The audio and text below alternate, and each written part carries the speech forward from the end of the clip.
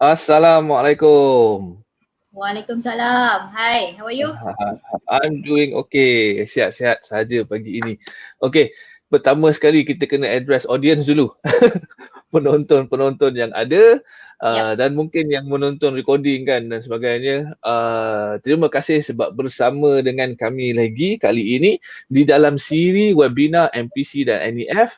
Hari ini adalah siri yang ketujuh yang mana kita dengan MPC, NEF dengan MPC sedang duk buat siri webinar ni lah bersama kawan-kawan industri, bersama pakar-pakar ICT tempatan, bercerita tentang permasalahan bisnes dalam dalam masa COVID-19 ni lah, dalam masa PKP, MCO, COVID-19, coronavirus dan sebagainya, impact-impact yang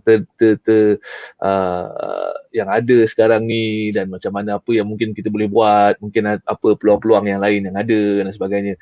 Okey, jadi kita ada 10 webinar sebenarnya. Ini webinar yang ketujuh. Jadi kita akan ada 3 lagi besok, lusa dan tulat.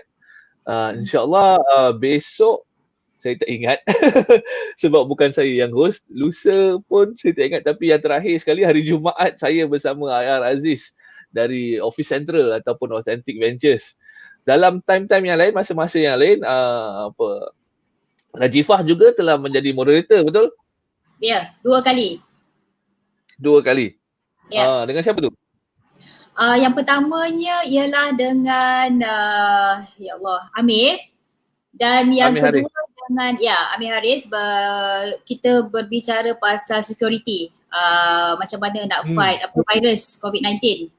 Dan yang keduanya ialah dengan Dr. Mazlan, bercakap pasal IoT dan Smart City. Oh, okey. Okey, topik yang menarik. Yeah. Okey, jadi hari ni kita teruskan lagi. Kali ini saya pula interview kita punya moderator, antara moderator kita. Kalau bukan saya atau Rajifah, Aizah yang akan jadi moderator. Tapi kali ini kita nak dengar juga cerita daripada Rajifah. Rajifah ni salah seorang daripada kita punya council members ahli AJK kita dalam NEF juga, dan yang setakat yang saya tahulah kalau boleh saya bagi intro sikit bagi pihak Rajifah, lepas ni kita tanya lagi. Sebelum ni memang Rajifah ni yang saya tahu dia memang dalam dunia corporate lah, climbing the corporate ladder di telco, di Samsung kan.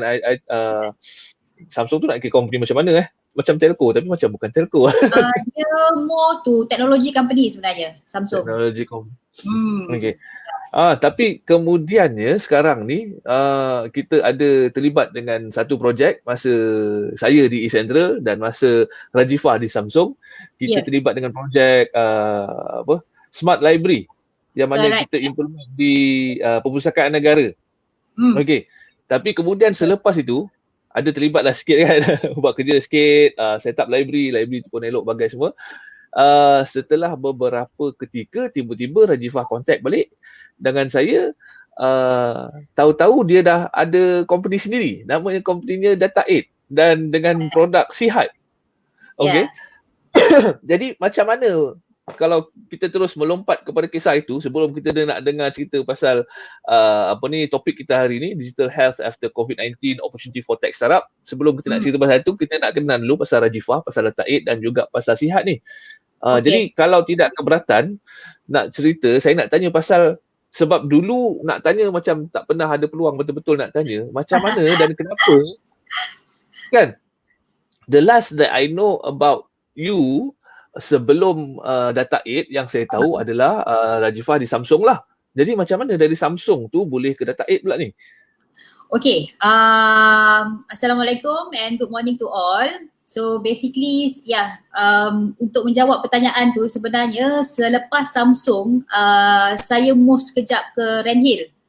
Sebab daripada Renhill panggil balik because dia promoted to COO. Jadi kalau COO panggil tu kita balik semula lah. Jadinya kebetulan masa tu company back in 2017, the public listed company yang I was with at that time, dia orang buat decision untuk move to Johor Bahru daripada KL kan. So jadinya I duk fikir should I go to JB ataupun should I stay dekat KL. Lepas tu last duk fikir tu cakap okay lah macam ni. I tak nak pergi, so I tender my resignation. So I decided to stay dekat KL lah. Jadinya yang ni ialah my second attempt towards entrepreneurship sebenarnya, because sebelum yes, so cerita saya involve dalam business ni sebenarnya dah lama, because kalau nak ikutkan masa belajar hari tu saya dari Jerantut ya, saya pernah jual dodol tau. Dodol dah bawa dari Jerantut. Bukan yang 9, ni Jerantut punya dodol lagi special. So mengangkut dodol berbag-bag naik bas. Just imagine, sebab dodol tu berat kan. Jadi dia entrepreneurship punya minat tu memang dah lama. So bila saya start kerja, saya masa tu last employment dengan ACCA. So balik-balik daripada Russia, saya tender resignation. Sebab banyak peluang yang saya nampak masa tu. Jadi saya tender dan saya start mula-mula my first attempt lah in business. Jadinya at that time I buat business matching. So business matching tu I help startup entrepreneurs raise fund daripada business angels. Tu dia. So masa tu ialah zaman-zaman sebelum Cradle, zaman-zaman sebelum Magic. So I dah start mula buat business matching lah. Jadinya I did that for 5 years. And then suddenly kita tukar direction, because masa premiership was headed by Tun M masa tu. We were all about, you know, apa tu panggil, Super Corridor, MSC kan. So MSC was big, and then suddenly masa Pak La took over, so we were all about change direction lah, more towards agriculture, hadari and all that. So masa tu I couldn't survive. So I had to go back to corporate world. So that's why I masuk Randhill, lepas tu pergi ke DG, and then daripada DG pergi ke Samsung. So Samsung lompat balik ke Randhill sebab ex-boss panggil. Alright. And masa buat tu actually it was fun sebenarnya. Projek-projek yang I buat tu it was fun, including the one yang kita buat dengan you hari tu Dino kan, yang smart classroom, smart library and all that. So it was fun because ada involve teknologi dan juga macam mana teknologi tu boleh bagi benefits balik kepada society kan. So tapi ada macam rasa tak puas hati, macam ada something missing. So itulah bila my last company decided to leave for Johor, then I decided okay lah, I have to stop doing this. Then that's when I decided to come out and do this data 8 thingy. Yeah, that is short story. Short story. Kalau saya korek lagi sedikit, data 8, kenapa data 8? Ilham dan inspirasi untuk data 8 tu, and also menceburkan dalam bidang healthcare teknologi ni macam mana?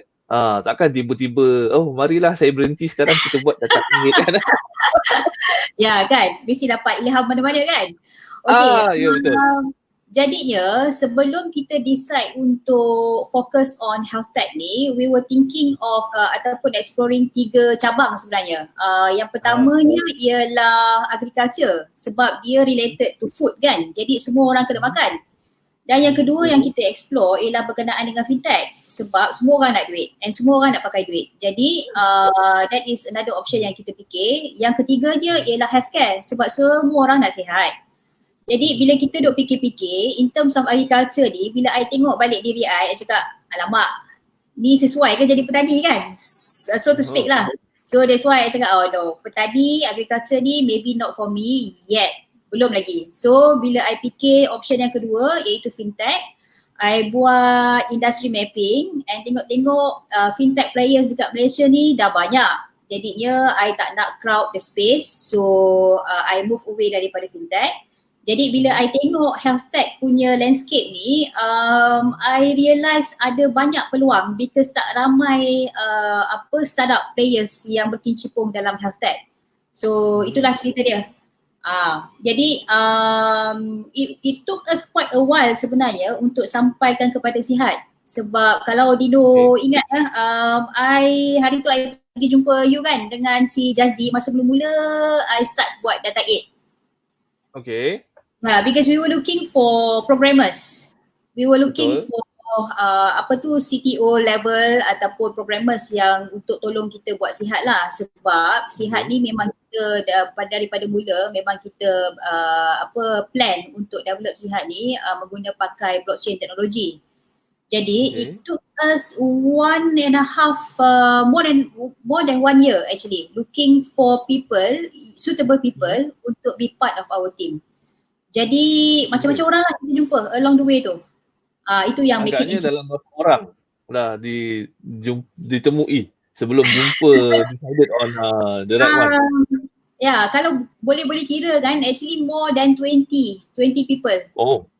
20 programmers, 20 blockchain developers, companies. So memang kita share, discuss apa semua, and then some look promising tapi eventually it dies off for some reason or another lah kan.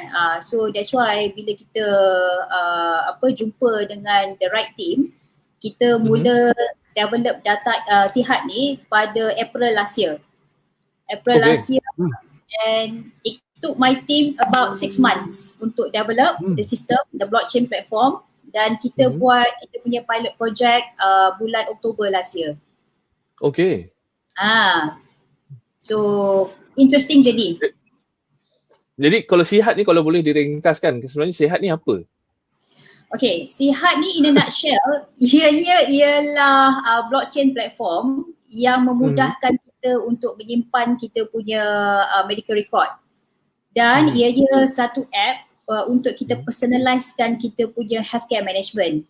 Sebab kita sekarang ni sebenarnya ada options selain daripada untuk berjumpa dengan doktor kan. So kita dah ada wearables, kita dah ada home kit, yang medical home kit yang kita boleh pakai kat rumah untuk diabetic contohnya, ataupun kita punya weighing scale tu sebenarnya semua tu dah IoT. Jadinya semua tu can be connected to kita punya blockchain platform lah. Supaya at the end of the day kita dapat complete history of our medical record. Yang tu yang penting. So bila kita berhajat untuk jumpa dengan doktor lain untuk dapatkan second opinion, that is when kita boleh kongsilah kita punya medical data tu dengan doktor baru yang kita jumpa tu. Lepas tu satu. And then kalau ada emergency case kan senang sebab kita dah ada kita punya record. So doktor boleh tahu kita punya blood type apa, kita punya allergy apa kan. So tak adalah nanti doktor bagi ubat yang tak sesuai dengan kita punya allergy. So so that is the purpose of sihat sebenarnya. Sebab kadang kalau dalam kes-kes tertentu kadang bahaya tu, boleh mati tu. Kalau allergic kan. Some common cases antara yang allergic yang common, tapi allergic ni tidaklah common. Penicillin, some allergic to penicillin, some are allergic to even paracetamol. Yes, betul. So kalau doktor tak ada our historical data macam tu, and then bila doktor prescribe ubat yang tak bersesuaian dengan paracetamol, penicillin dan sebagainya, dia boleh mendatangkan negative impact kepada our body lah kan. Alright. So itulah dia. Okay. Jadi tapi hari ni sebenarnya kita nak bercerita pasal topik yang lebih khusus lah, pasal in your experience so far kan, setakat buat data aid, setakat buat sihat ni dah mula nampak senario industri untuk healthcare teknologi ni di Malaysia ni macam mana kan. Jadi sebenarnya itu yang kita nak tanya, kita nak kongsikan hari ni, betul? InsyaAllah, yes, correct. Betul. Okay. Jadi I believe you prepared telah menyediakan beberapa slides dan nak present something lah. Okay. Jadi kalau tak kita terus kepada itu je sekarang ni. Okay, boleh. Basically apa yang kita nak buat hari ni, saya akan sharekan berkenaan dengan digital healthcare industry secara makro. Lepas tu kita akan dive down kepada micro dan kita akan tengok senario digital healthcare ni during COVID-19 dan kita akan berkongsi apakah peluang-peluang business untuk startup ya.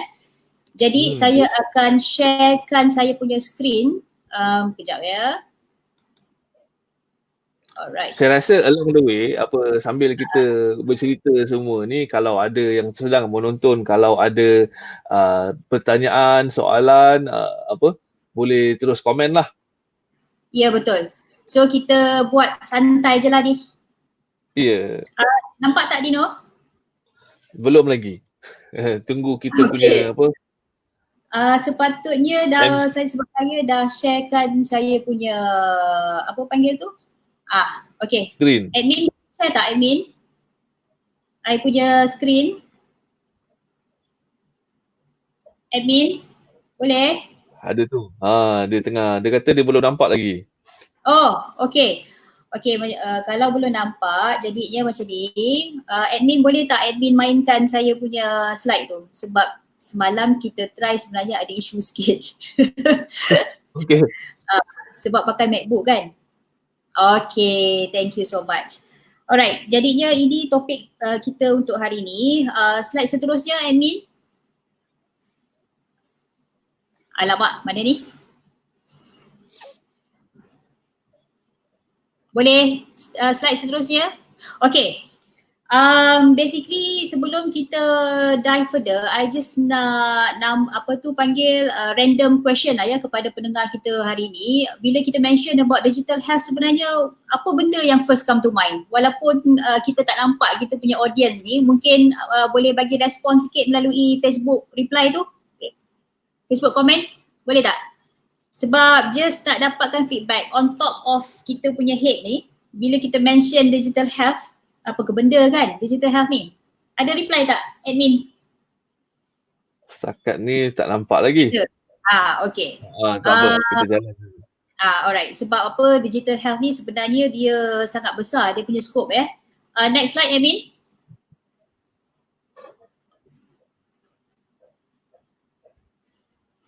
Okay.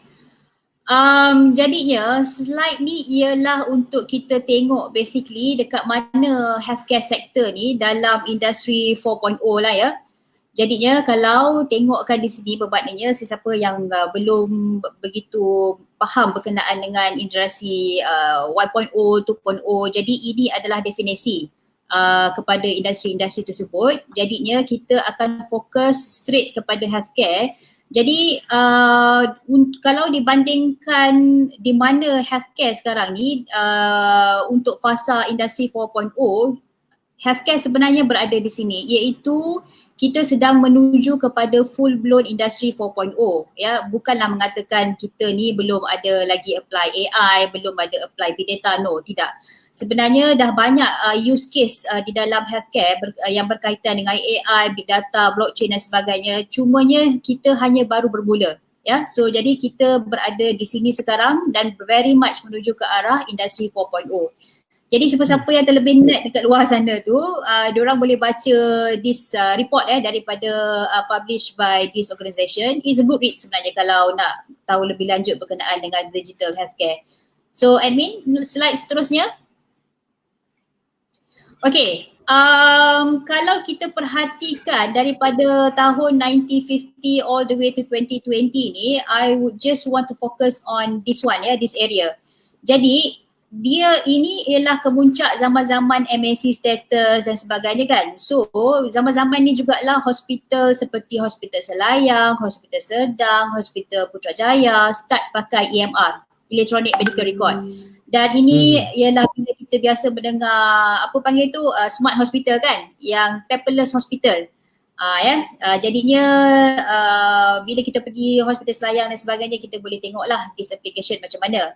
But moving forward sekarang ni, seiring dengan kecanggihan teknologi, kita dah sedang sekarang ni menumpukan lebih banyak kepada pengguna ataupun kepada patient daripada hospital centric ya. Jadi dengan adanya wearables, dengan adanya IoT, orang-orang macam kita ni lebih aware dan lebih berminat untuk mengambil tahu dan monitor our own medical record dan data. Jadi so much so, apa yang berlaku sekarang ni ialah all this while kan, kita punya, bila every time kita bayar kita punya medical service kan, kita punya payment scheme tu sebenarnya berasaskan kepada fee for services. So bila kita pergi mana-mana hospital je, yang soalan pertama nurse akan tanya ialah ada insurans tak? Okay. So kalau ada insurans bermaknanya ada lagi banyak peluang kepada hospital untuk menambah mana-mana services yang diorang boleh charge lah kan. Itu sebenarnya this is actually actual scenario yang happen right now ya dalam kita industri. Memang betul. So jadi sekarang ni kita dah mula start move daripada fee for service ni, kita dah mula bergerak ke arah value based service. Bermakna hospital ataupun doktor kena pastikan patient tu sihat barulah di-charge. Ya, so itu ada perubahan daripada segi dynamic in terms of pricing ya. But of course dekat Malaysia ni mungkin 5-10 tahun baru kita nampak perubahan ke arah tu lah. Ya. Okay, seterusnya admin boleh kita bergerak ke slide yang lain. Okay. Jadi tadi saya mention berkenaan dengan fintech apa semua kan. Jadinya fintech ni memang dekat world punya stage dan juga dekat Malaysia memang hype lah ya. Semua orang is talking about fintech. So much so that ada a new phrase yang come out, sebenarnya kita ni tak perlukan bank. What we need ialah banking system itu sendiri. So bermaknanya kita tak perlu pergi ke bank pun, everything can be done online. Jadi sebenarnya healthcare industry juga menuju ke arah tu. So apa yang terjadi sekarang ni, in the future kita tak perlu lagi pergi ke hospital ya. Of course ada certain macam nak buat operation, yang tu memang kena pergilah. Tetapi any other services yang boleh dilakukan secara remote memang boleh dibuat secara remote ya. So at one point nanti in the future memang kita tidak perlukan hospital, tetapi kita masih perlukan healthcare. Okay, admin slide selanjutnya. Alright, jadi kita cuba tengok sebenarnya kesan COVID-19 ni kepada digital health. Admin please. Alright, okay. Banyak paperclip ni yang saya nak share. Tujuan saya share ni ialah untuk berkongsi berkenaan dengan macam mana negara-negara di seluruh dunia ni, especially the medical industry, react ataupun the impact of COVID-19 kepada medical industry kan. Jadi kalau kita tengok di UK sendiri, ini adalah paperclip daripada UK yang mengatakan bahawa COVID-19 ni memang a big catalyst kepada digital healthcare ya.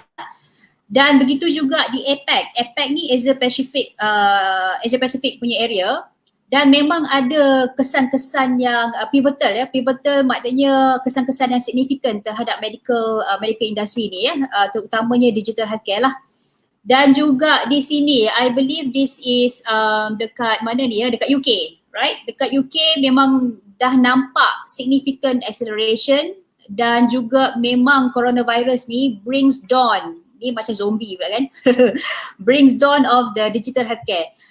So memang benda-benda ni sebenarnya healthcare ni ialah satu industri yang berimpak positif ya, yang mendapat impak positif hasil daripada COVID-19. So that is kira the upside of COVID-19 berbanding dengan industri lain lah sebenarnya. Yes, it's true, betul. So apa yang saya nak highlightkan di sini ialah this is actually clip daripada kita punya Silicon Valley. So Silicon Valley ni ialah kira a mecca for technopreneurs lah ya. So what happened is technopreneur ataupun teknologi entrepreneurs yang based in Silicon Valley cakap memang COVID-19 ni membantu untuk kira lagi convincekan medical practitioner untuk embrace digital. See? So that is the good thing about COVID-19 lah ya. Sebab kata orang kata orang kan setiap benda yang terjadi ni dia ada two sides ya, the bad thing and also the positive thing. Jadi COVID-19 ni memang ada positive impact kepada industri digital healthcare. Right, seterusnya admin. So kesedaran tu mula timbul lah. Yes, jadinya this is something yang memang betul pun. It is a sad fact, tapi memang betul. Sebab kita dok try untuk convince all the top management, CEO, CTO untuk embrace teknologi. Tapi yang betul-betul yang boleh push them towards adopting ataupun embracing digital healthcare ni ialah COVID-19. Ya. Alright. Seterusnya Admin. Kadang ni boleh masuk cerita pasal conspiracy theory pun ada ni. Itulah dia. Pharmaceutical ni kan. Okey, tak apa. Kita sambung kita dulu. Dengan Wuhan lah, apa benda tu. Memanglah ada conspiracy theory. Okey. Bill Gates lagi kan. Betul. Alright, jadinya sekarang ni kita nak berkongsi macam mana teknologi company around the world contribute towards fighting COVID-19 ya. Admin tolong slide lagi satu. Okay. So semua orang kenal Alibaba, Jack Ma punya company. Jadinya Jack Ma punya company ni dia come up dengan AI ya untuk doktor detect virus punya infection and with the level of accuracy sebanyak 96%. Jadi ini adalah sangat-sangat tinggi ya. Now, kenapa saya kongsikan berita ni ialah sebab saya pun hairan sebenarnya dan tertanya-tanya juga sebenarnya dekat Malaysia ni ada tak teknologi company yang come up with something like this? Itu sebenarnya soalan jujur ya, bukan untuk cynical ataupun sebagainya, tetapi soalan jujur. Right? Sebab Alibaba ni hanya one of the examples yang kita boleh share. Yang keduanya contoh ya, Tesla daripada syarikat company dia boleh keluarkan heart valve. Jadi what happened is Tesla dia just modifykan dia punya production line tu. So instead of producing engine, dia produce heart valve. So apakah itu? Heart, jantung. Heart. Ya. Injap jantung. Injap jantung, correct. So bila I do monitor news coming out from Malaysia ni, adalah berita yang mengatakan Proton juga sebenarnya mengambil inisiatif yang sama. Dino came across tak berita tu? Tak. Sebenarnya Proton ada nak buat, tetapi dia itulah lepas daripada announcement tu belum ada lagi cerita macam mana Proton punya valve tu diguna pakai di actual punya scenario lah ya. So kita pun menunggu-nunggu lah. Kalau saya nak tanya yang berita pasal Alibaba ni, AI can identify coronavirus infection with 96% accuracy ni, dia identify daripada apa? Daripada darah ke? Daripada imaging ke? Kalau mengikut saya punya pembacaan ni, dia CT scan ya. Nampak tak? CT scan. So images. Yeah. So okay, Dino raise a very good question. Sebab apa sekarang ni, kenapa Alibaba able to do this? Sebab adanya data sharing. Ya, Alibaba diberi akses kepada all the CT scans of the COVID-19 punya patients. Jadinya apa yang kita boleh relatekan kepada Malaysia punya senario ialah kita punya semangat ataupun spirit data sharing tu tak berapa dah ada. Ya, walaupun memang dah ada inisiatif yang dijalankan oleh pihak kerajaan di mana Department of Statistics ya, kalau you pergi Department of Statistics punya website memang ada open data. Memang ada. Tapi bila kita tengok the kind of data yang being shared dan the quality of data yang being shared, yang tu agak mengecewakan. Ya. Agak mengecewakan. Banyak mengecewakan. Tapi kalau macam CT scan ni, just nak pastikan saya faham dengan jelas lah kan. CT scan ni yang yang masuk dalam donat tu kan? Itu ke yang masuk dalam donat tu? Ya, betul.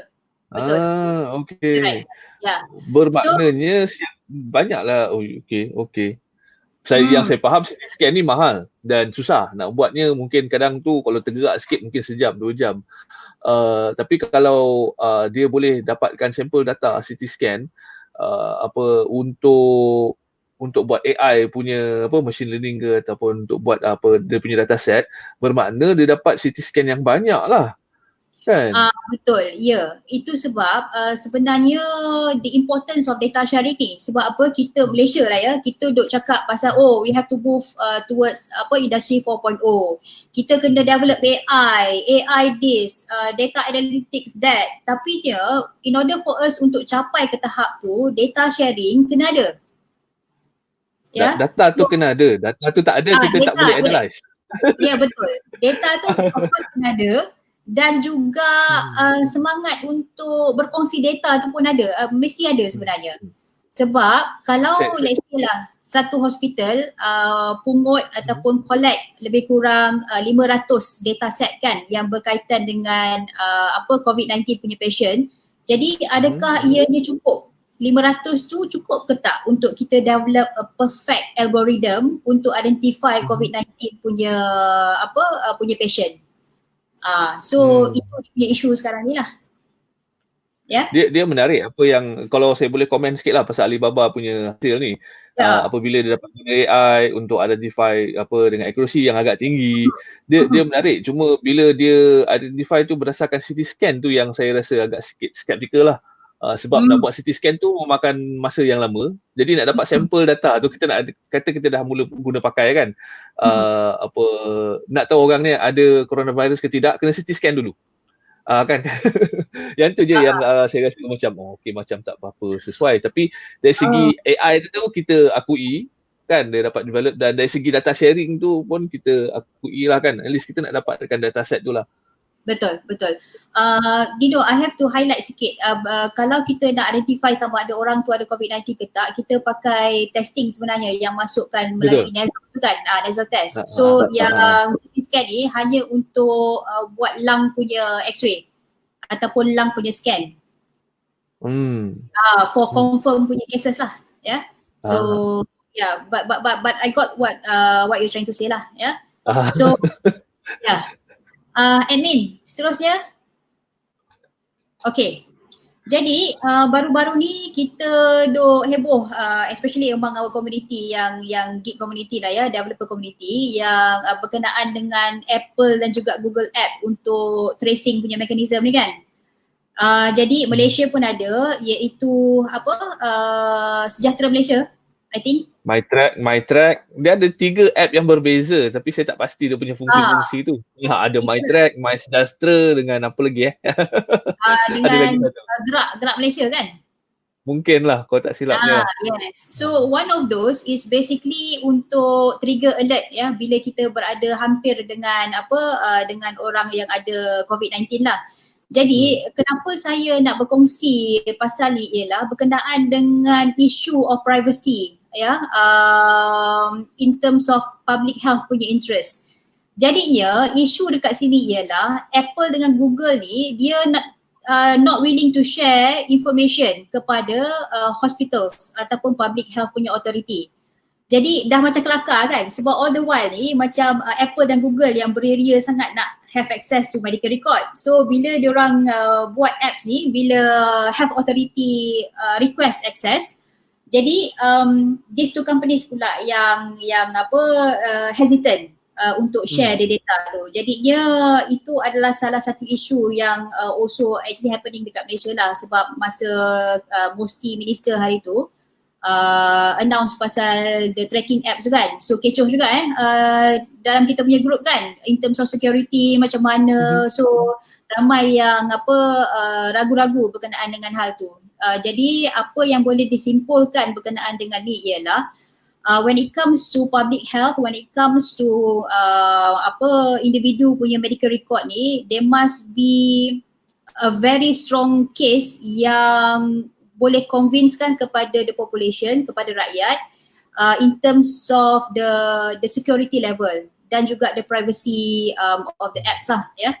Sebabnya kita tak nak just simply share macam tu kan. Right. Betul. So ini sebab kenapa kita share berkenaan dengan klip ni lah. Admin seterusnya. So yang slide yang seterusnya ni saya nak berkongsi berkenaan dengan macam mana tech startup pula ya. Apa yang tech startup buat untuk menangani isu COVID-19. Admin seterusnya. Right. So yang ni pun satu lagi kelakar ni.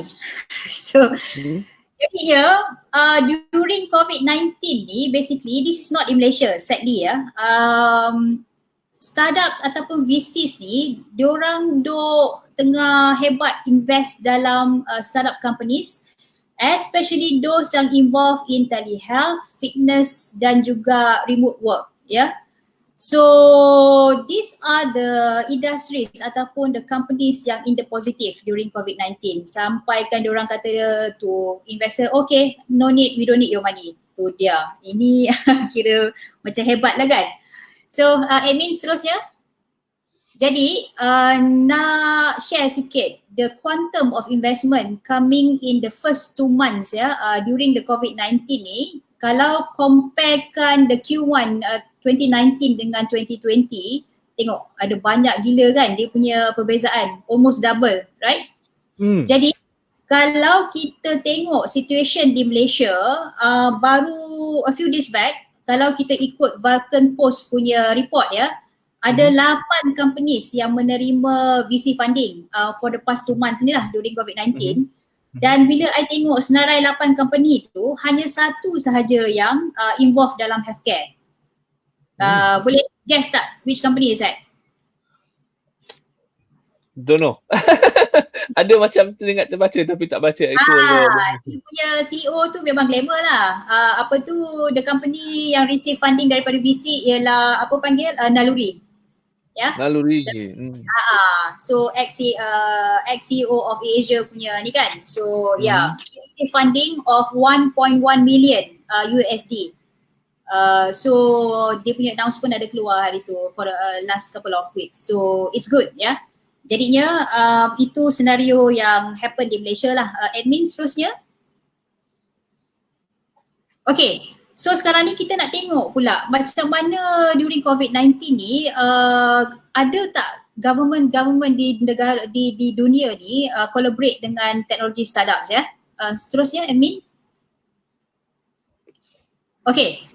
Jadi ini adalah berita daripada EU during COVID-19, masa mula-mula COVID-19 start hari tu, apa yang EU government buat ialah dia offer kepada startups yang boleh membantu EU untuk fight COVID-19. Dan dia offer sebanyak 164 million euro ya untuk dipampkan kepada startups yang boleh bantu come out dengan a new technology on how kita boleh fight COVID-19. Right? So this is happening in EU. Now, kenapa I share benda ni ialah kita boleh tengok EU sekarang ni cities seperti Berlin contohnya, Estonia contohnya ya. So these are the companies ataupun countries yang heading sekarang ni when it comes to technopreneurship. So yes, kita ada Silicon Valley dekat SF, San Francisco, tetapi sekarang ni dia punya kiblat tu so to speak ya, sekarang lebih menuju ke arah EU countries, right? Jadi macam mana pula keadaannya di Malaysia? Yang ni yang another interesting point yang kita boleh observe ya. Melalui I punya observation, how kita punya government bertindak ialah kita tidak memberi ataupun kita tidak ada automatic response yang cakap oh okay, why don't kita collaborate dengan startups ya. Yang tu, that culture tu yang kita tak ada lagi dekat Malaysia. Apa yang kita boleh lihat kebelakangan ni, dah ada GLCs dan some ministries yang dah start involved dalam incubating ataupun apa orang kata tu ideation ya untuk support startups dan sebagainya. Dan usaha-usaha tu memang bagus dan kita perlukan lagi banyak usaha-usaha tersebut supaya startup boleh berkolaborasi dengan the government ya untuk come out dengan a better solution lah ya. Right, itu tujuannya kenapa kita berkongsi berita daripada EU ni. Right, seterusnya admin. Okay, jadi ini adalah gist kepada kita punya discussion tadi. Jadi kalau pendengar kita di luar sana yang duk figure out, okay apalah aku boleh buat ni kan dalam in terms of digital healthcare ni. Jadi ini adalah among the focus areas sebenarnya yang entrepreneur ataupun teknologi startup companies boleh involve ya. So yang pertamanya ialah in terms of information and booking, right? So kalau kita nak buat sistem yang allow kita boleh book awal-awal sebelum kita pergi ke hospital dan klinik, bagus ya, that is very very good. But above and beyond that, apa yang also kita boleh buat ialah berkenaan untuk making sure the privacy dan juga the security of the data itself. Yang ni memang ada banyak opportunity untuk tech startup involved in, right? Sebab kalau kita tengok sekarang ni, kita pergilah mana-mana hospital dan mungkin ya most probably kita akan nampak macam mana kita punya medical record tu yang file coklat tu kan is being handled. Kan? Kadang main campak-campak, berkata-kata atas meja so benda-benda macam tu lah. Ini adalah merupakan satu peluang kepada tech startup lah untuk figure out how we can help to better secure kita punya record. Right. Moving on to e-pharmacy ni, ini adalah juga salah satu benda yang kita boleh buat sebab sekarang ni banyak daripada our group ya yang involved dalam e-commerce dan sebagainya So this is also a good platform, right? Tetapi we have to be aware of Poison Act ya yang mengatakan terdapat certain jenis drugs tu yang tidak boleh dijual on the shelf, over the counter. Yang tu tak boleh lah. Jadinya Kena memang ada yes. So yalah, dia secara umumnya apabila perubatan ni memang banyak regulation lah. Kan kadang berbeza negara ke negara kan. Betul. Betul.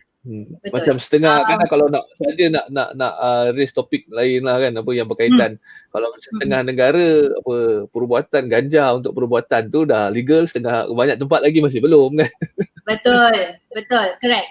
Bercakap pasal ganja ni sebenarnya Thailand dia dah allowed but with permit untuk tanam ganja for the purpose of medicinal punya purposes lah. Yeah. And then of course dekat US itu pun certain states yang dihalalkan penanaman ganja ni. So itulah dia. Dan berbalik kepada e-pharmacy ni berkenaan dengan peluang-peluang tu, jadi kita boleh sebenarnya technopreneurs boleh develop platform untuk menjual ubat-ubatan tetapi make sure dia tidak bercanggah dengan Poison Act lah sebab ada ubat-ubat yang hanya boleh di-prescribe oleh doktor dan pharmacist. Yang tu kita be careful sikit sebab sekarang ni ada je ubat-ubat yang sebenarnya tak boleh dijual secara di atas kaunter tapi ada dekat e-commerce platform. Memang ada. So itulah pharmacist pun dah bising and then dah hantar report pun, tetapi isunya sekarang ni ialah everything digital ni adalah di bawah purview MCMC kan. And everything yang drugs related ni berkaitan dengan MOH. Jadinya kena ada kesinambungan ataupun kolaborasi between ya. Kena ada joint force untuk enforcement. Kalau dalam isu yang inilah. Yes, betul. Alright, dan berkenaan dengan wellness and prevention, so companies macam Naluri, they are involved in this sphere. So banyaklah macam kita punya kawan Sparadise kan. So Sparadise is also involved dalam ni. Sparadise kena belanja I lepas ni sebab I plug in buat promotion sikit. Dia, tapi tak boleh. Sparadise nak hantar orang massage bersentuhan tak boleh. Ya betul. Tengah PKP. Belum lagi dibolehkan. So lepas ni lah. Sebenarnya saya pun nak pergi urut tapi tak boleh. Itulah dia. Tapi fizioterapi dibenarkan ya? Fizioterapi. Okay. Betul. Provider dapat license, that license daripada permit daripada MITI lah. Yang tu memang kena apply. Okay, and home care ni pun another opportunity for tech startup. So dah ada a few digital companies yang venturing into this. Yang ni termasuklah macam kita book doktor dan doktor boleh datang ke rumah untuk buat private consultation. right? Dan yang paling penting sekarang ni ialah berkenaan dengan mental health, sebab during COVID-19 ni memang ada kesan kepada mental sebab kita kena duduk rumah, and then some of us yang not very fortunate yang terpaksa duduk rumah dengan ramai orang kan. Jadi memang ada bagi impact kepada kita punya mental health ni. Ya, jadi ini adalah salah satu benda besar yang teknologi startup kena involve, yang ada big opportunity dekat sini sebenarnya. Ya. Right. So yang last kali saya nak reservekan berkenaan dengan virtual healthcare ni. Jadi nanti kita akan tengok slide yang selanjutnya macam mana virtual healthcare tu. Oh, I rasa tak ada dekat sini sebab slide dia I bagi semalam dekat admin. Jadi yang slide tu I baru update. Okay. Alright, apa yang I share dekat sini sebenarnya virtual healthcare ni ialah examples of hospitals dan doktor-doktor dekat Malaysia ni yang telah start pakai virtual healthcare untuk attend to patients. Contohnya di Sungai Buloh itself dah start pakai virtual healthcare. Lepas tu ada Sunway Hospital dah start pakai, IHH pun dah start pakai. So all this Virtual healthcare ni macam mana ni yang dekat hospital semua ni? Boleh terangkan senario? Itulah dia. Virtual healthcare ni doktor sebenarnya dia merawat pesakit dia pakai desktop ataupun laptop yang ada kemudahan video conferencing. Ya. Walaupun keduanya di tempat yang sama. Cuma mungkin bilik berbeza. Tak, maknanya patient tu memang remote lah. Memang daripada rumah. Okay. Yes. So sebelum ni memang kita tengok dia punya resistance coming out daripada doktor ni, especially yang the older generation. Tapi sekarang ni kita dah banyak tengok doktor-doktor yang daripada digital native punya generation, ya. Generation Y contohnya sekarang ni yang dah mula bekerja, ya. Jadinya generation ni yang lagi mudah, yang the early adopters lah untuk virtual healthcare punya facilities ni, right? Jadi bila kita bercakap pasal teknologi ni, ini adalah teknologi yang boleh diguna pakai untuk digital healthcare lah, ya, for tech startups. Contohnya AI yang kita mention tadi tu. Sebab kita pun sebenarnya ada capability AI ni di Malaysia. Hari tu kan yang John Webb punya presentation, Dino, memang ada among us yang buat AI ni, memang pakar pun, ya. Cumanya yang saya ingat masa John Webb kita ada Malaya yang buat natural language processing.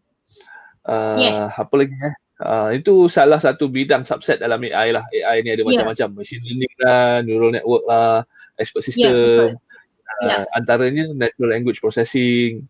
Correct. Okay, sambung. Ya, betul. And then chatbot and blockchain. So this is what we are doing. We are using blockchain and 3D printing also. So 3D printing ni bukan hanya terhad kepada face mask tu, ya. Sebab sekarang ni orang duk buat face mask, So we are talking about heart valve contohnya tadi, dan berbagai lagi lah yang berkaitan dengan medical. Dan drone. Ini interesting. You know, kan sekarang ni MIPS, yang dekat Serdang tu diguna pakai untuk merawat pesakit COVID kan. So kalau Dino pernah pergi MIPS, dia punya ceiling sikit punya tinggi, right? Ya, betul. So I terfikir kenapa dia orang tak pakai drone untuk hantar ubat kepada pesakit. Betul tak? So instead of nurse dan doktor kena round one by one, so boleh hantar drone sebenarnya. Okay. Dan of drone course, tu kita selalu nampak, kita bila cakap drone kita terfikir yang helikopter ni sahaja, yang terbang sahaja kan.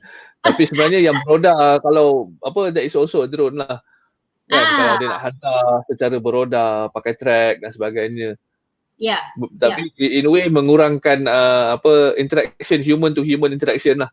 Yes, betul. Correct. Itu adalah main objektif lah, ya, untuk mengurangkan interaksi daripada between frontliners dengan pesakit COVID-19 lah. Dan of course AR/VR lah. So AR/VR ni sebenarnya banyak sekarang ni dipakai untuk teaching mechanism, untuk mengajar bakal-bakal doktor, ya. Alright, admin boleh kita berkongsi slide yang selanjutnya, admin? Alright. So tadi Dino cakap pasal drone kan, yang benda-benda bergerak ni semua. So ini adalah drone yang belah kiri ni diguna pakai oleh hospital di China, and of course kita punya Mak Cekiah ni. So alright, interesting thing, my observation about Mak Cekiah ni ialah Mak Cekiah ni sebenarnya diguna pakai untuk menghantar makanan ya kepada pesakit COVID-19. Right? Jadi apa yang saya punya observation ialah teknologi ni sebenarnya ialah also a reflection kepada culture dan juga thoughts, the way kita behave, our norms di Malaysia. Sebab kita ni kuat makan kan, suka makan. Jadi bila kita buat robot pun macam ni, so berkaitan dengan makanan, right? So Mak Cekiah ni diguna pakai untuk menghantar makanan kepada pesakit COVID-19 lah, right? Okay, admin boleh kongsi seterusnya? Okay, right. Sebelum kita kalau nak masuk cerita pasal data dan sihat ni, sebenarnya kita ada satu soalan, tapi soalannya lebih spesifik kepada sihat lah. Sure. Okay. Daripada Niza Muhammad Syahri, kalau nak ambil sekarang ke atau kemudian nak jawab ke, terpulang pada Rajifah lah. Dia tanya kat sini, Rajifah, what is the toughest part of Sihat implement blockchain in Malaysia? Please do enlighten us. Okay, saya cerita dulu pasal sejarah dan kita attend kepada soalan tu. Boleh Boleh. Okay, alright. So Sihat ni, Data 8 ni kita memang fokus on startup, kita fokus on healthcare ya. Jadi gambar-gambar ni sebenarnya menceritakan kita punya journey so far lah ya. So bila kita buat kita punya pilot project dalam bulan Ogos tahun lepas, immediately lepas tu kita masuk dalam 5G lab yang diorganiskan oleh MOH, CRES, DG dan sebagainya. Jadi we were selected as use case dalam digital healthcare ya. Dan kita participate dalam ASEAN punya digital health whereby I was one of the panelists dan kita set up booth juga. Lepas tu kita participate dalam Jom launch ya. Dan yang ni kita punya visit to Langkawi prior to 5G punya project tu.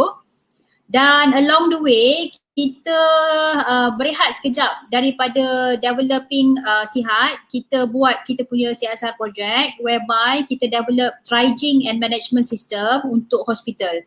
Dan projek ni, kita buat projek ni pro bono lah ya, untuk membantu frontliners mengurangkan dia punya interaction dengan dengan pesakit lah ya. So yang ni kita buat. This is actually Sungai Buloh. Okay. Okay. Yeah, so kita deploy ni dalam on 30th of March. Kita develop dalam 2 minggu je. 2 minggu kita develop, dan lepas meeting tu kita balik, develop dalam 2 minggu. Lepas tu kita came back to Hospital Sungai Buloh 30 March dan sekarang ni diguna pakai di sana lah ya.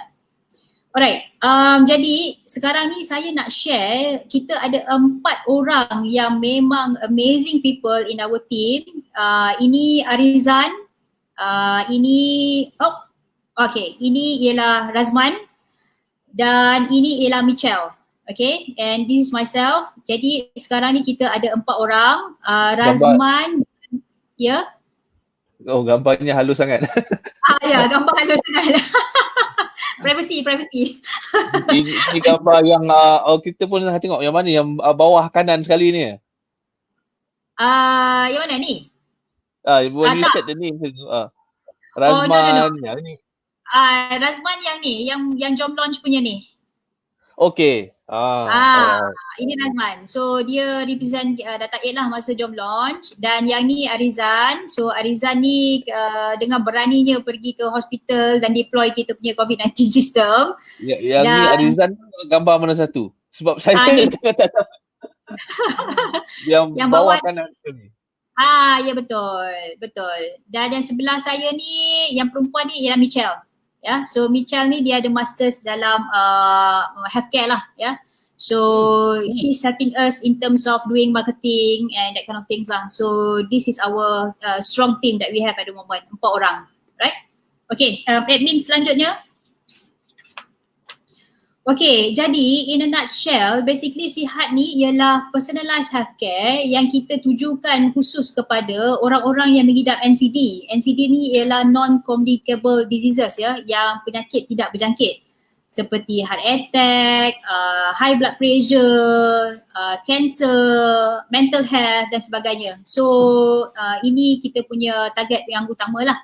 Dan di samping tu kita juga target caretakers, ibu bapa contohnya yang ada anak-anak yang masih di bawah umur dan juga elderly parents ya yang kita look after kan. Dan juga siapa-siapa yang health freaks lah, yang selalu pergi gym, yang duk measure dia punya steps berapa thousand per day ya. So ini adalah kita punya target group. Dan our USP is really kita keep the mobile keep medical record on mobile phone, dan kita develop based on blockchain teknologi lah, right? Okay, mungkin di sini kita boleh kembali balik kepada soalan tu tadi yang berkenaan dengan the toughest part of Sihat implementation ya, blockchain kan. Okay, yang pertamanya ialah berkenaan dengan data sharing. Okay, sebab seperti mana yang saya mention tu tadi, kita ni tak biasa berkongsi data, dan doktor ni dia very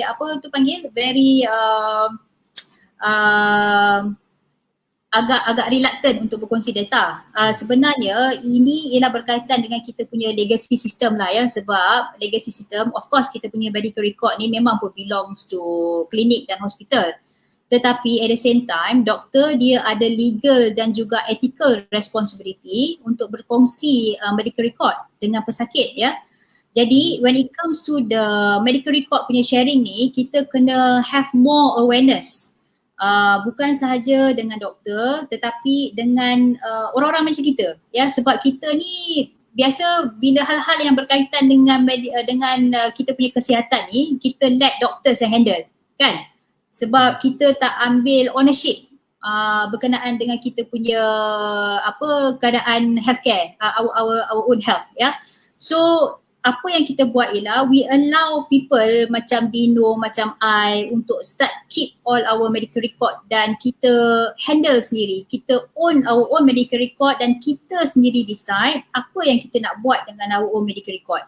Dengan siapa kita nak share, berapa lama kita nak share dan sebagainya ya. Itu satu. Dan yang keduanya ialah berkenaan dengan blockchain teknologi itu sendiri ya. Sebab bila kita mention blockchain ni, automatik kita akan teringat Bitcoin kan. So dan yang scammer berkaitan dengan cryptocurrency, it's not helping lah sebenarnya memang. Blockchain ni dia ada cabang-cabang di sini lah. Salah satu cryptocurrency kan. Ya betul. Jadi kita punya platform, kita bukan buat mining ya. Kita hanya menggunakan the technology behind cryptocurrency itself. Sebab apa? Dia memang macam fungsi dia lebih kepada data storage lah, yang mana dia punya, sebab sepaham saya blockchain ni dia macam independent lah, duduk dekat node, pelbagai node yang kita pun tak tahu mana-mana satu node-nya kan. Ya, jadi saya betul. Punya pemahaman blockchain ni salah satu fungsi dia adalah data storage tu, dan reliability dari segi nak audit check data storage tu bila berubah, siapa yang mengubah dan sebagainya. Ya, sangat betul. Jadi sebab itu juga kenapa kita pilih blockchain. Kalau nak ikutkan boleh je sebenarnya. Sebuah kita punya record tu memang pun sekarang ni disimpan di database yang existing database punya jenis kan. Jadi kenapa kita pakai blockchain itu sendiri, sebab dia memang inherently memang in terms of security dan privacy, dan memang sedia ada ya. Jadi itu sebab kita pakai blockchain lah. Jadi when it comes to implementation ni, ada dua benda yang I mention tadi. Yang pertamanya ialah berkenaan data sharing, sebab kita tak biasa menyimpan kita punya own medical record. Tidak seperti mana kita simpan our duit dalam digital banking ya. Dan yang keduanya ialah awareness berkenaan dengan blockchain itself. Yeah, so that are the two main things lah, right? So admin boleh share slide yang selanjutnya? Berapa lama lagi Dino kita ada ni? Takut tak sempat nak. Tu dia. Okay. Tak apalah, saya rasa kita overrun tak apa kot. Okay. Jadi apa yang Sihat nak buat, these are the issues yang kita nak solve lah dalam industri healthcare ni. Yang pertamanya ialah isu kalau kita nak jumpa, nak get second opinion apa semua ni memang belum ada lagi lah ya. Dan ini legendary, memang every time kita pergi hospital dan klinik memang kena tunggu lama. Jadi Sihat also would like to address the issue, dan yang ni kita dah discuss tadi in detail berkenaan dengan data breach, dan juga yang ni pun kita dah sentuh tadi. So itu yang menyebabkan kita nak venture out into telehealth juga ya, video consultation, right. Seterusnya admin.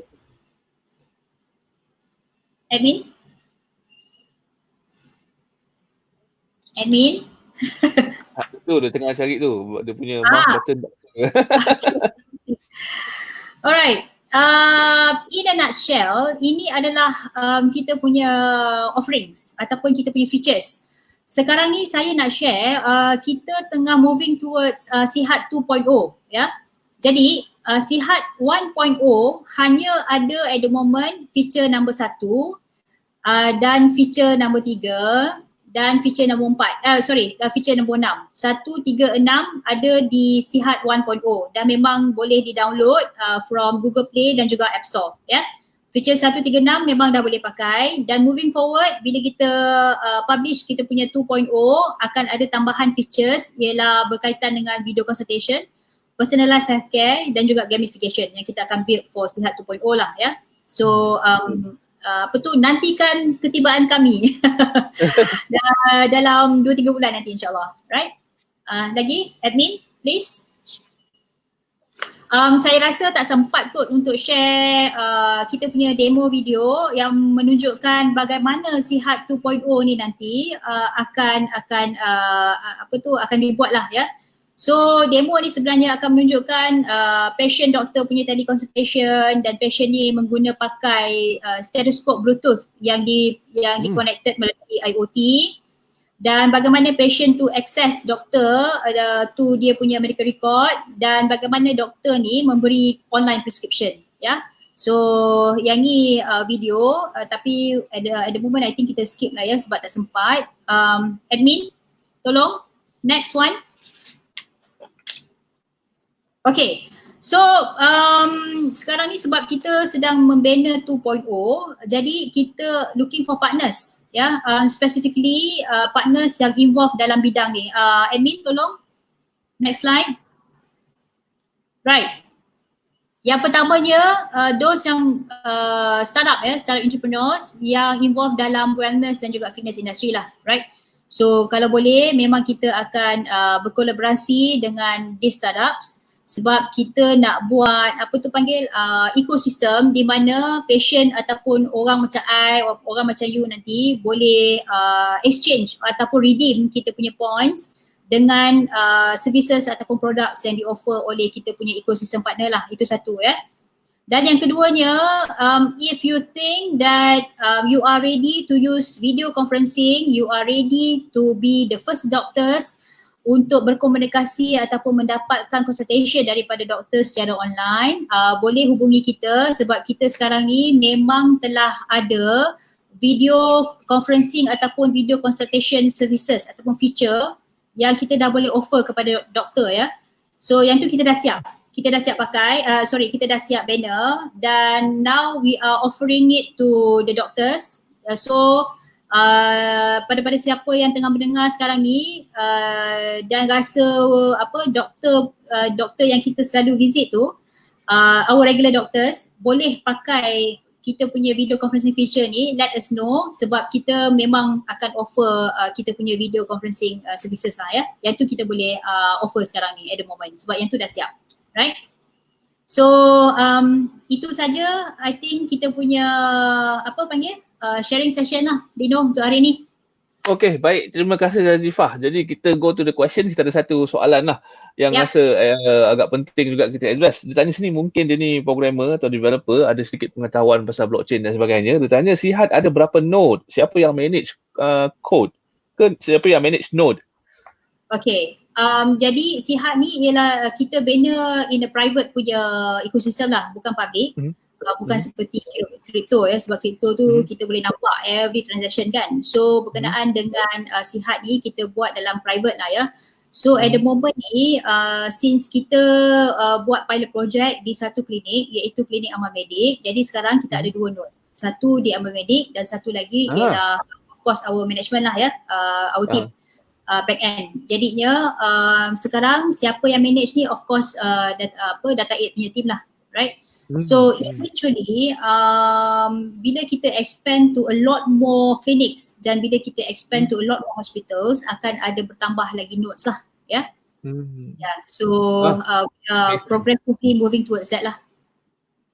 Dia bila kita yang mulakan, kita lah yang kena set up the network kan, blockchain tu punya network kita kena set up dulu. Tapi macam sebab saya ada masa jom launch itu kan, dan saya rasa ini soalan yang pernah saya tanya kepada Razman jugalah, apa possibility, kalau saya faham kalau lagi ramai yang join, mungkin dari segi ahli, dari segi yang menggunakan Sihat, dari segi doktor dan klinik lebih besar lah network tu. Dan saya tanya ada, kalau kebarangkalian kalau network tu dibuka secara public, dia kata benda tu is a possibility lah. Tapi tengok juga Sihat nanti data aid punya decision pula macam mana kan. Betul. yang telah diterangkan kepada saya masa jom launch lah, masa Sihat present. Ya, betul. But at the moment ni basically it has to be a private punya ekosistem lah. Bermaknanya we have to give you access. Because we are dealing with medical data kan, so it's a very sensitive punya information lah sebenarnya. So Lepas tu saya nak tanya pasal macam mana kita nak experience Sihat ni kan, dari segi app, dari segi experience dengan doktor dan klinik dan sebagainya. Nak tanya yang tu tadi, participating doktor dan klinik, tapi rasa tadi setakat sekarang ni macam mana Rajifah? Okay, sekarang ni ever since kita sebab how tech startup develop ya, kita kena keluarkan kita punya MVP, minimal viable product, right? So dengan MVP ni kita buat pilot project. So bila kita buat pilot project dengan Amal Medic, kita punya tujuan utama ialah untuk mendapatkan feedback. Satu ialah market validation, yang keduanya ialah untuk mendapatkan feedback daripada pengguna lah ya. Jadi bila kita buat pilot project tu, kita promote lah, kita collate all the feedbacks dari doctors, daripada daripada pengguna ya. So berdasarkan daripada feedback tu, itu yang kita come back dan kita tengok apa benda lagi yang kita boleh perbaiki in terms of offering kita punya services ya. So sebab tu sekarang we are moving towards Sihat 2.0. Jadi Sihat 2.0 tu akan lebih mesra pengguna dan akan lebih in terms of dia punya UI UX tu akan lebih mantul lah. mantul kan. saya ada macam cadangan lah when tadi Rajifah cakap data aid is looking for partners, doctors dan sebagainya untuk participate dalam Sihat punya implementation dan sebagainya ni. Ada kebarangkalian tak kalau macam kita boleh implement like fully virtual punya klinik, di mana sebab sekarang ni klinik semua ada dia punya klinik, ada dia punya premise lah kan, dekat lokasi tertentu. Jadi kalau possible ke dengan Sihat ni, kalau saya andaikan saya doktor, saya nak offer saya punya healthcare services ni sebagai doktor, tapi saya buka virtual clinic je. You boleh come to my website, nanti akan dapat queue and then we go virtual web conferencing dengan patient, dengan doktor. Saya prescribe kat situ bagai semua ni, mungkin saya boleh bagi prescription sebab virtual kan, kita tak ada sama ada you confirm akan bayar ubat saya courier ataupun you boleh pergi dekat mana farmasi dan dapatkan ubat terus ke. Agak possible tak kalau kita nak implement sesuatu yang macam tu, kalau mungkin ada doktor yang berminat kan, jadi macam saya boleh kerja from home, tak payah pergi klinik hari ni kan. Ya, betul. Okey, untuk menjawab soalan tu, daripada segi teknologinya memang boleh, right? Daripada segi teknologi memang sekarang ni kalau kita tengok digital healthcare services yang ada di luar sana, dan memang ada pun dengan e-prescriptionnya, drugs delivery, video conferencing, memang dah ada, right? Tetapinya the other side of the thing is kita juga perlu ada regulation framework yang menyokong kepada fully digitalized home healthcare delivery, right? Sebab seperti yang saya mention tu tadi, even kita punya telemedicine act pun is not being enforced, right? Jadi telemedicine act. Wow, telemedicine act tu berkaitan dengan apa? Berkaitan dengan telemedicine, berkaitan dengan macam mana doktor boleh provide services, consultation melalui video dan sebagainya. Ada. Zaman-zaman MSc benda ni develop. Sebab hari tu kan kita ada bercakap pasal e-health lah, segala untuk nenek ni semua kan. So masa tu lah. Right? Jadi until now it has never been enforced, dan sekarang ni ada usaha daripada pihak MOH untuk come up dengan a very cohesive dan comprehensive framework ya, berkaitan dengan digital dan juga online healthcare punya services. So bermaknanya di sini siapa-siapa yang nak involve dalam healthcare industry coming daripada tech startups, ini adalah masa yang terbaik untuk involve dalam this particular industry. Sebab kita boleh sama-sama untuk chart the development of the policy punya framework berkenaan dengan digital healthcare. Dan COVID-19 ni memang lagi dia punya acceleration rate in terms of the acceptance daripada pihak government, daripada pihak doktor. Memang it is very very obvious sebenarnya. Memang kelihatan, memang nyata lah ya. So again tu sebab saya berkongsi hari ni, because memang banyak opportunity sebenarnya yang boleh di-explore oleh startup entrepreneurs. Ya. So, itulah tujuan perkongsian untuk hari ni. Okey, baik. Saya rasa kita pun masa dah agak overrun, dah terlebih sikit hari ni. Jadi kita tak nak penonton semua terasa terbeban, kena terpaksa nak menonton lama. Jadi kita terpaksa wrap lah kita punya webinar hari ni. Saya nak mengucapkan terima kasih kepada yang menonton, terima kasih kepada Rajifah, terima kasih kepada MPC dan juga NEF sebab menganjurkan program ni. Jadi jangan lupa kita masih ada lagi 3 hari, besok, lusa dan Jumaat, dan selepas itu kita ada juga perkongsian daripada MPC sendiri sebagai macam sesi penutup, tapi juga satu perkongsian daripada pengarah MPC lah ya kan? Betul ke Rajifah? Ya. Okey. I think so, ya. Okey, baik. Jadi saya rasa untuk hari ini kita sampai di sini sahaja. Terima kasih semua kerana menonton dan tolong menjayakan program ini. Dan selepas ni ada sedikit pesanan poster untuk program-program yang akan datang. Jadi boleh tunggu menonton tu kejap. Baik, daripada kami, saya Izzuddin, daripada Rajifah dan jadi mewakilkan penganjur hari ini, saya mengucapkan terima kasih lah. Jadi itu sahaja daripada kami. Terima kasih banyak. Assalamualaikum. Stay safe, stay home. Selamat Hari Raya Aidilfitri. Ya, sampai raya. Tak boleh balik kampung.